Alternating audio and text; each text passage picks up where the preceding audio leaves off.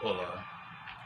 Bem, hoje nós vamos contar uma história que tem a ver com o México e com o ponto que nós aqui no Brasil conhecemos mais por Cancún, que é a região no México, onde está o templo Chichén Itzá, que é um templo maia fundado no século V depois de Cristo, e é a região para onde o furacão Beryl está nesse momento se direcionando na costa do México.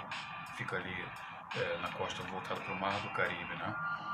E essa experiência, ela tem essa pertinência por conta desse evento que nós estamos especulando que seja um evento causado por a queda do asteroides em 66 milhões de anos atrás, que terá extinguido os dinossauros, inclusive, do planeta. Aliás, não só os dinossauros, como 75% da vida do planeta, todo o planeta. E esse evento astronômico tem essa preponderância pré-histórica e também por ser o ponto para onde normalmente confluem os furacões que vêm do Atlântico e entram pelo Mar do Caribe em direção ao México ou aos Estados Unidos. Isso é um objeto de estudo nosso. Nós estamos trazendo isso como uma possível existência de um polo gravitacional ali e perpendicularmente do outro lado do oceano, do planeta, aliás, no oceano Índico, na área entre o Japão e a Indonésia. E o que nós temos de experiência foi uma visita que nós fizemos a esse lugar, que é um lugar considerado sagrado pelos maias. Nós temos aquele distanciamento de considerar como um ponto turístico, cultural, até antropológico, né? Histórico, mas não como um lugar sagrado, porque aquilo inclusive tem a ver com uma civilização que já se extinguiu do planeta em termos culturais, e o que restou foi o que os próprios descendentes locais maias incorporaram à civilização moderna. Os mexicanos, os guatemalteses, toda aquela região ali que foi diretamente influenciada pela civilização maia. Mas aquele lugar ele é visitado por turistas que querem conhecer a região por ser um sítio dessa civilização maia, como se visita uma catedral, uma igreja, né, um povoado diferente culturalmente. Essa experiência ela tem uma relevância particular não só pela atualidade, porque neste lugar eu tive uma das pouquíssimas experiências sobrenaturais. E dentre essas pouquíssimas experiências sobrenaturais, seja de ordem espiritual, tá? Religiosa, ou algum tipo de avistamento, visão, sonho, que vai mais para o lado místico, né? Essa experiência foi das únicas que eu posso dizer que é uma experiência mística e que eu partilhei com outras pessoas por puro e simples ineditismo. Nunca aconteceu nada parecido com o que aconteceu comigo nesse lugar. Eu estava acompanhado, eu estava no México para um show que eu ia realizar junto com a banda que eu representava, que ia tocar num festival na cidade do México, na capital, que é o festival Olincan Fest. Isso foi em 2007 e é um festival de músicas do mundo, reúne grupos chamados, convidados de vários países. Nessa noite, por exemplo, nós nos apresentamos lá. Tocaram grupos do Irã, do Senegal e de Taiwan nessa mesma noite. Mas enfim, o assunto é que esse festival, por parte dos artistas, do staff que estava trabalhando, encerraria com um passeio turístico. Esse passeio turístico não era obrigatório, mas a própria produção ia cuidar de transportar as pessoas para irem até lá num determinado horário e voltar para a cidade do México. E nós resolvemos ir nesse passeio turístico, que era justamente para a região de Yucatán, onde está o templo Chichén Itzá, o templo maia, na cidade sagrada maia. Então eu tinha testemunhas comigo quando isso aconteceu, entendeu? E depois, se eu não estou enganado, eu não partilhei isso com mais do que 5 pessoas. talvez bem menos, umas 3 pessoas. O que ocorreu foi o seguinte: o templo ele é uma construção arquitetônica considerada das mais desenvolvidas por civilizações antigas, como existem, por exemplo, na região da Ásia, na África.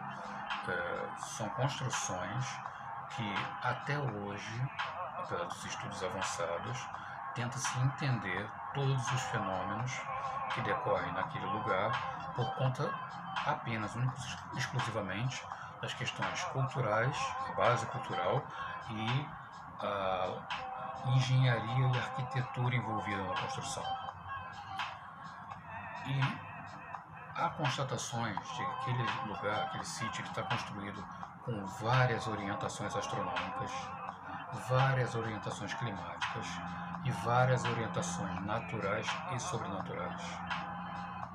O povo maia, por exemplo, ele ficou conhecido como um povo extremamente religioso, que tinha a religião completamente intrincada com seus costumes cotidianos, com as questões governamentais, com a organização social, com a produção alimentar, enfim, costumes.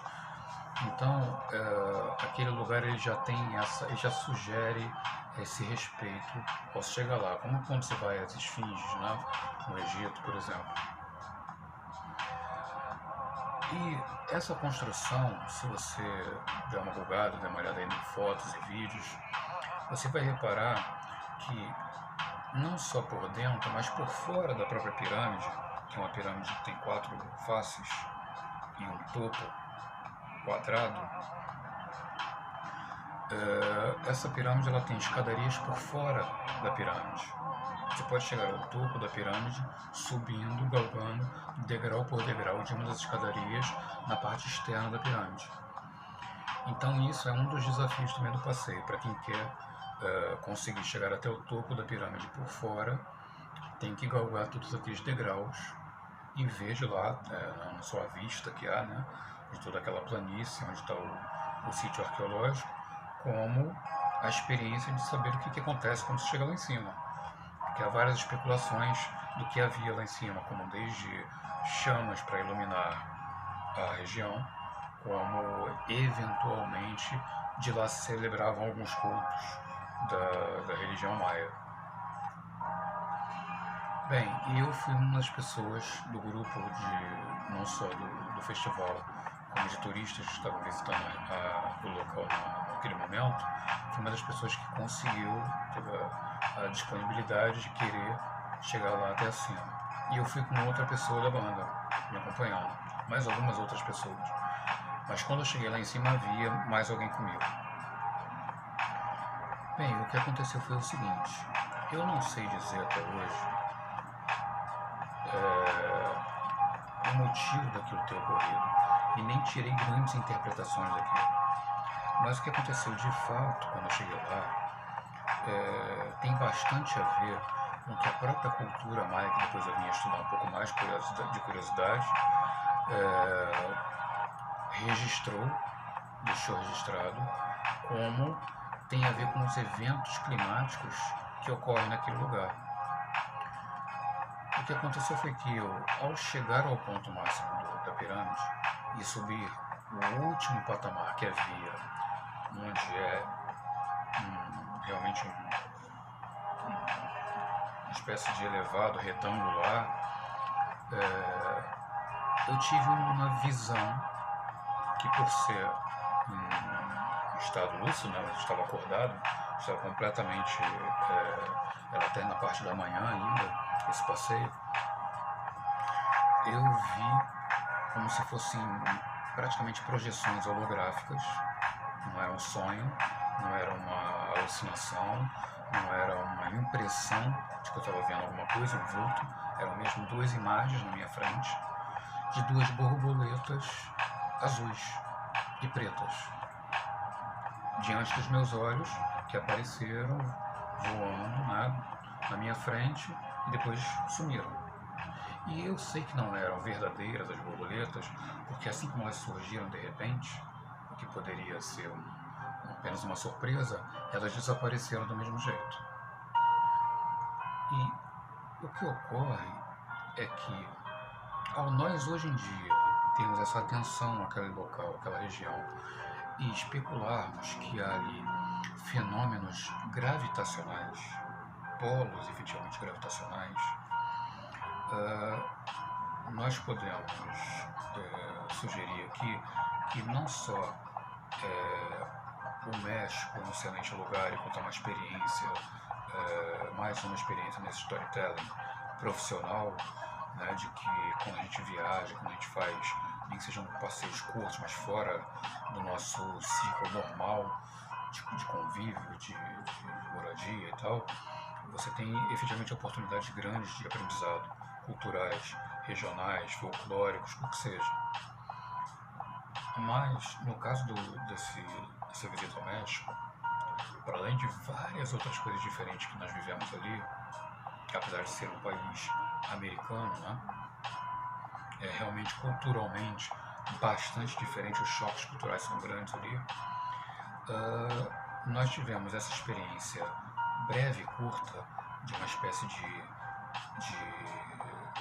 visão holográfica não projetada no meio de um lugar completamente natural, que tem muito a ver com essas questões gravitacionais que nós estamos especulando, porque um dos estudos, um dos objetos, um dos focos dos estudos que tem a ver da relação com a luz, com a gravidade, é justamente o nascimento, a produção de matéria, de massa e, por consequência, de tudo que se projeta de imagens a partir desse fenômeno tão genético, tão de gênesis, tão de produção do início de tudo.